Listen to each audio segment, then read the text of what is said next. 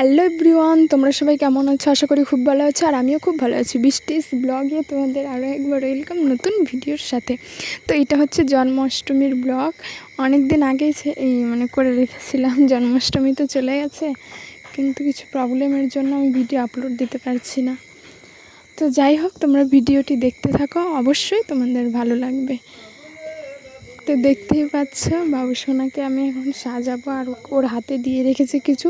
ওর হাতে না কিছু সবসময়ই চাই, কারণ ওর হাতে কিছু না দিলে ওর ভালোই লাগে না, সেই জন্য ওর হাতে দিয়ে সাজাচ্ছি। আর এই দেখো কত নড়াচড়া করছে।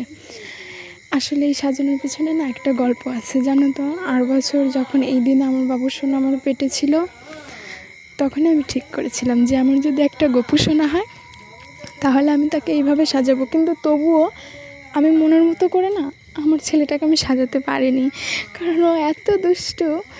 দেখো মোটামুটি হয়েছে। আর যদি মা লক্ষ্মী হতো তবুও সাজাতাম, কিন্তু মা লক্ষ্মীর মতো।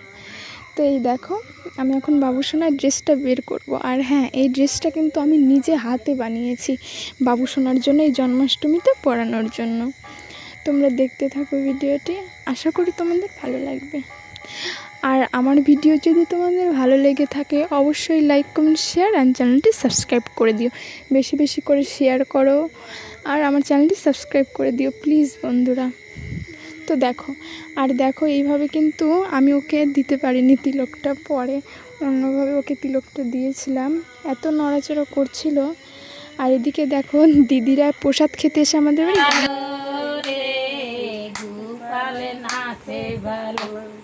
গোপালের হাতে বাঁশের বাঁশি, গোপাল। বেশি সময় তো গানটা দেওয়া সম্ভব না, কপিরাইট চলে আসবে ভিডিওর মধ্যে। দিদিরা আমাদের বাড়ি প্রসাদ খেতে এসে বাবু সোনা কান্না করছিল, তো ওকে নিয়ে আবার একটু নাচানাচি করলো, তখন চুপচাপ ছিল। তো ভিডিওটি তোমরা দেখতে থাকো। अच्युतं केशवं कृष्णदामोदरं अच्युतं केशवं कृष्ण। আর এখানে দেখো আমার বাবু সোনা, তারপর আমার শ্বশুরমশাই, ভাসুরের মেয়ের ছেলে। আমার শ্বশুরমশাই বলছে যে ও যে সেজেছে এটাই অনেক, যে ছটফট করে। श्रीकृष्ण गोविन्द हरे मुरारी, हे नाथ नारायण वासुदेव।